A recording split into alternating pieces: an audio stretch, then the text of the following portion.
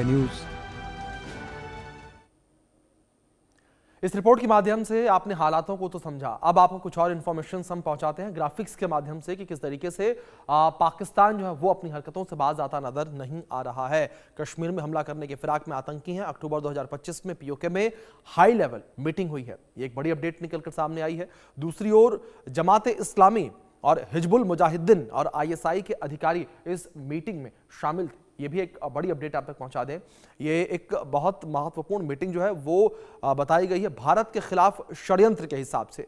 तबाह हुए terror module को फिर से शुरू करने की साजिश यहां पर रची गई, यानी कि जाहिर तौर पर भारत के खिलाफ एक साजिश रची गई है। और दूसरी ओर यहां एक अपडेट आप तक और पहुंचाएं कि स्लीपर सेल को एक बार फिर से एक्टिव करने की कोशिश की गई है। जिन स्लीपर सेल्स को, जिस नेटवर्क को भारत ने और भारत की सुरक्षा एजेंसियों ने तबाह कर दिया, नस्तानाबूद कर दिया, उन्हें एक बार फिर से स्टेब्लिश करने की यहां पर चर्चा की गई है। और पूर्व कमांडरों को पैसा मुहैया कराने का टारगेट भी तय किया गया है। तो आप देखिए किन मुद्दों को लेकर चर्चा इस बैठक में की गई है और भारत से बदला लेने के लिए जवाबी हमले करने की साजिश भी यहां पर रची हुई है। पाकिस्तान लगातार बौखलाया हुआ है, जब से ऑपरेशन सिंदूर हुआ तब से पाकिस्तान जो है वो बौखलाया हुआ है। और इसी कड़ी में पीओके में ये हाई लेवल मीटिंग जो है वो हुई है, जिसमें कई पाकिस्तानी अधिकारी शामिल थे। भारत के खिलाफ यहां पर षड्यंत्र रचा गया और किस तरीके से आतंकियों को संरक्षित किया जाए, किस तरीके से उन्हें पाला जाए, पोसा जाए, किस तरीके से वो भारत के खिलाफ षड्यंत्र रचे, ऐसे तमाम विषय जो है उन पर चर्चा इस मीटिंग में की गई है। और बैट को लेकर बात करें कि बैट क्या है, बैट का पूरा नाम पाकिस्तान बॉर्डर एक्शन टीम है, जिसकी तैनाती को लेकर भी सवाल खड़े होते नजर आ रहे हैं। पाकिस्तानी सैनिकों और कुछ आतंकवादियों के साथ ये काम करते हैं, यानी कि सीधे तौर पर आतंकियों का संरक्षण करते हैं और साथ ही साथ हमले से पहले भारत के अंदर संवेदनशील जगहों की टोह लेते हैं, यानी कि उनके इंफॉर्मेशन लेते हैं, आतंकियों को इंफॉर्मेशन सौंपते हैं।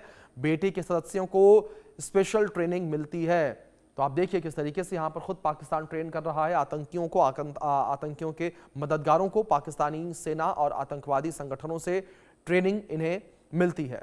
बीएटी का उद्देश्य अशांति फैलाना और डर पैदा करना है। तो अब बात करते हैं ठहराने को लेकर। लश्कर और जैश की कई यूनिट की जम्मू कश्मीर में घुसपैठ को लेकर जानकारी जो है वो भी सामने आई है। ड्रोन से जो है वो रेकी करने को लेकर जानकारी निकलकर सामने आई है। तो यहाँ पर लगातार अगर पाकिस्तानी सेना को लेकर बात करें, आतंकियों को लेकर बात करें, उनकी हलचल बढ़ी है। एलओसी के रास्ते जो है कश्मीर में आतंकियों के घुसपैठ को लेकर जानकारी है।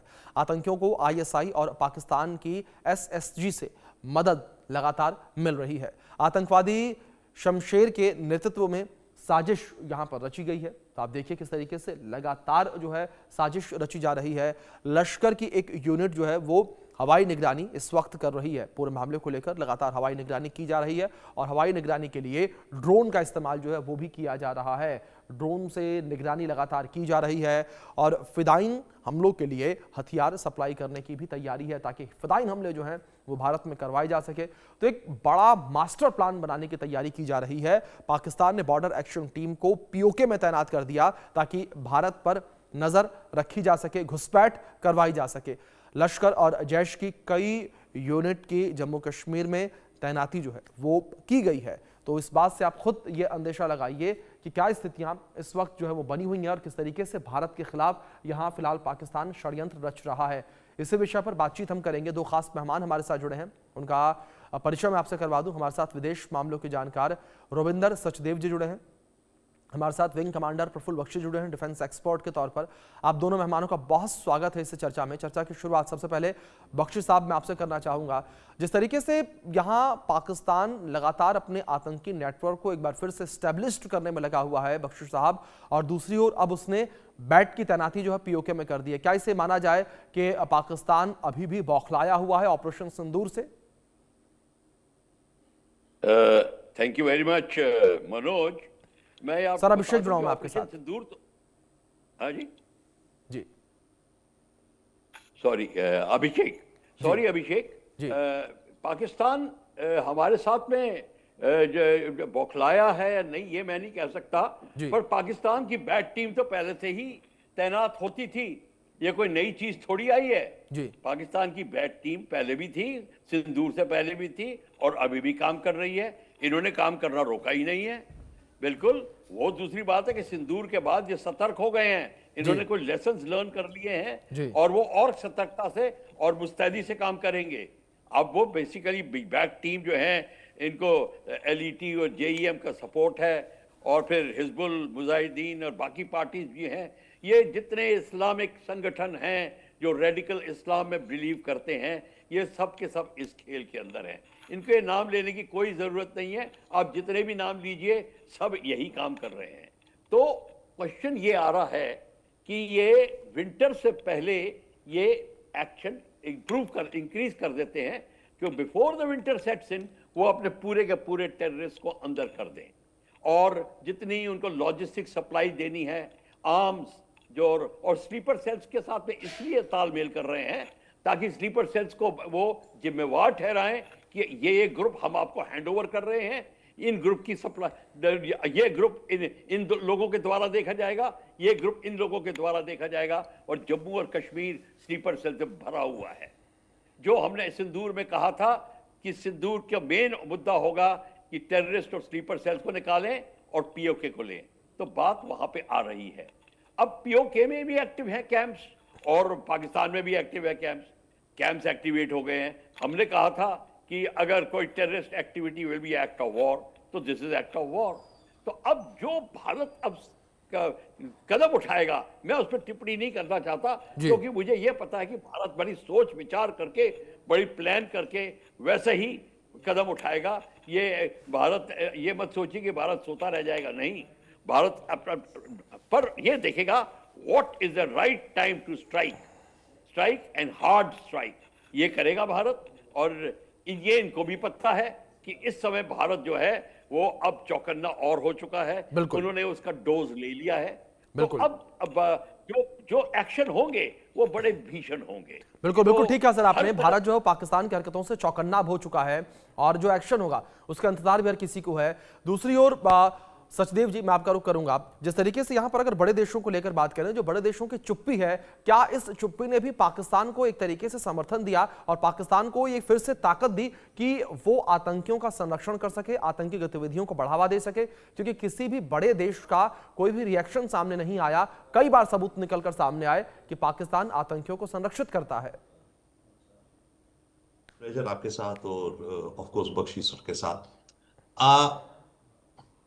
भारी देशों को अलग रखते हैं एक minute, but the point is कि आप लॉजिकली समझिए, पाकिस्तान इस तरह की जो हरकत करता है या करेगा, जैसे बख्शी सर भी बता रहे हैं, हम अज्यूम भी कर सकते हैं कि भारत जवाब देगा, ठीक है ना, एक सिंदूर 2 करेगा या हम कुछ करेंगे, जोरदार जवाब देंगे। तो पाकिस्तान को यह पता है, तो पाकिस्तान ये करवा क्यों रहा है, राइट? कि भाई पाकिस्तान आतंकी हाथ से इंडिया में करवाएगा, उसे पता है कि इंडिया रिटेलिएट करेगा, तो इसका मतलब तो पाकिस्तान इंडिया से रिटेलिएशन चाहता है। ओके, अब पाकिस्तान रिटेलिएशन क्यों चाहता है? अव्वल पाकिस्तान का शायद ये एस्टिमेट है कि इंडिया का जितना भी रिटेलिएशन होगा वो कंट्रोल्ड होगा, बहुत ज्यादा नहीं होगा, शायद उनकी सोच हो सकती है, राइट? और तब तक भारी देश आ जाएंगे और जंग को रुकवा देंगे, दैट इज वन।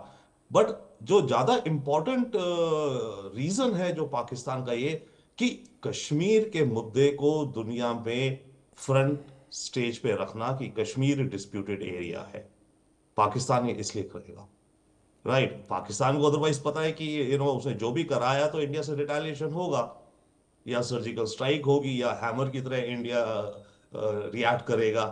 तो जब इंडिया रिएक्ट करेगा तो दुनिया भर में जाएगा, भाई कश्मीर को लेकर के डिस्प्यूट है, कश्मीर को लेकर कॉन्फ्लिक्ट हो रहा है, वॉर हो रही है, इसके चलते कश्मीर का मुद्दा दुनिया की फ्रंट स्टेज में आता रहेगा। पाकिस्तान का ये ऑब्जेक्टिव है, one. Secondly, yes, Bharat retaliate करेगा, वंस अगेन सिंदूर, वंस अगेन हथौड़े की तरह हम डेविस्टेट करेंगे उनके बेसिस को।